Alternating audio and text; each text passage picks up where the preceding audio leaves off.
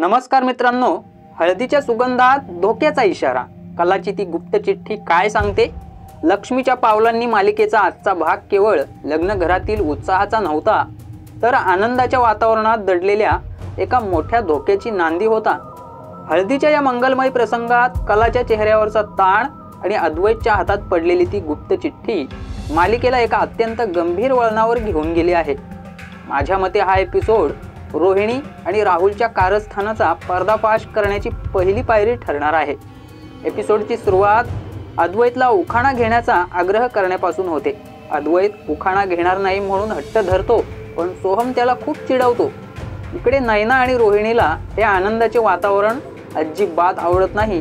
त्यांचे चेहरे पाहण्यासारखे होते, हातावर मेहंदी, मनात अद्वैतचे नाव।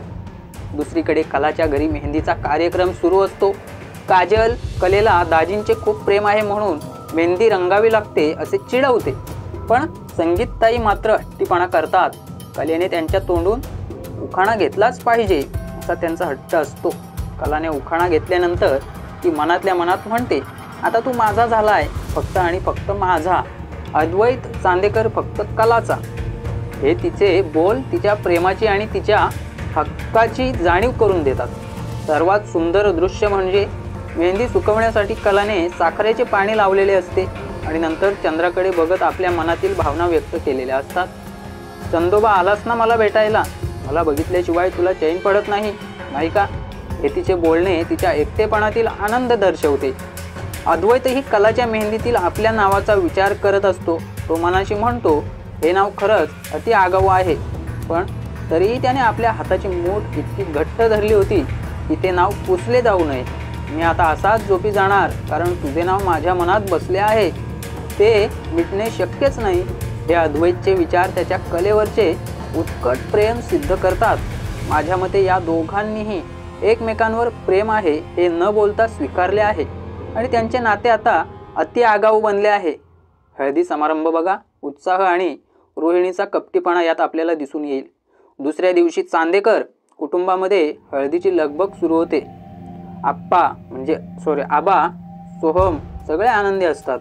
सरोज वहिनी अद्वैतला हळद लावून नाते पवित्र राहो असा आशीर्वाद देतात। सोहमने अद्वैतला खूप हळद लावून चिडवले, पण या सगळ्या आनंदात रोहिणी मात्र दूध आणि साखरेत टाकलेली लिंबाची फोड म्हणून वावरत होती। रोहिणीच्या मनात फक्त कपटीपणा होता, तिला अद्वैतला बर्बाद करायचे आहे। इकडे सरोज वहिनी जेव्हा कलेकडे जाणारी उष्टी हळद आणि तिच्यातील प्रेमाबद्दल बोलतात, तेव्हा रोहिणीच्या मनात संधी साधण्याचा विचार येतो। वहिनीसोबत गोड बोलून राहायचे म्हणजे तिला आणि कलेला त्रास द्यायला सोपे जाईल। हा रोहिणीचा विचार तिच्या नीच स्वभावाचा पुरावा आहे। कलाच्या घरी हळदीचा कार्यक्रम सुरू असतो, पण कला मात्र विचारात गडलेली असते। तिला रोहिणी आणि राहुलच्या कारस्थानाची भीती वाटते।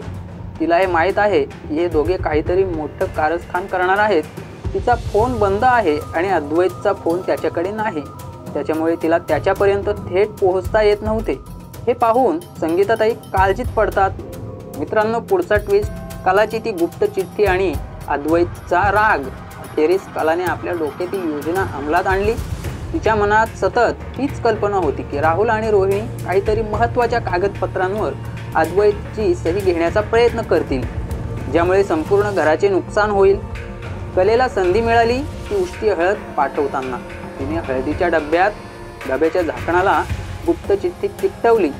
या चिठ्ठीत तिने राहुल आणि रोहिणीच्या कपटीपणाबद्दल लिहिले असणार असा माझा अंदाज आहे। इथे रोहिणीचे टेन्शन पाहण्यासारखे होते। तिला सतत वाटत होते की कलाने डब्यात काहीतरी आगाऊ लिहिले असेल, ज्यामुळे आपला पर्दाफाश होईल। रोहिणीला नको नको ते प्रश्न पडले। तिच्या चेहऱ्यावरचा घाम आणि धाकधूक स्पष्ट दिसत होती।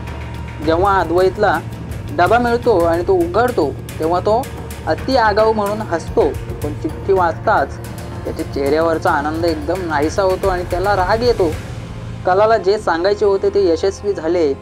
चिठ्ठीतील संदेश वाचून अद्वैतला राहुल आणि रोहिणीच्या धोक्याची जाणीव झाली असावी।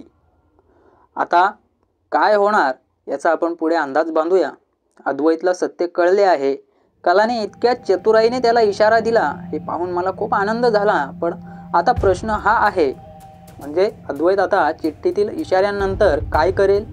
तो रोहिणी आणि राहुलला घराबाहेर काढेल की आधी त्यांच्यावर पाळत ठेवून त्यांना रंगे हात पकडेल? रोहिणीला या चिठ्ठीबद्दल कळले तर ती कलेला कसा त्रास देईल? तुमच्या मते मित्रांनो, कलाने चिठ्ठीत नेमके काय लिहिले असेल ज्याच्यामुळे अद्वैतला राग आला? तुमचे मत आणि पुढचा अंदाज कमेंट्समध्ये नक्की सांगा. अशाच प्रकारे मालिकेच्या प्रत्येक भागाचे सखोल विश्लेषण आणि अंदाज वाचण्यासाठी पाहण्यासाठी आपल्या 45 मराठी चॅनलला आत्ताच सबस्क्राईब करा. चला तर भेटूया पुढच्या धमाकेदार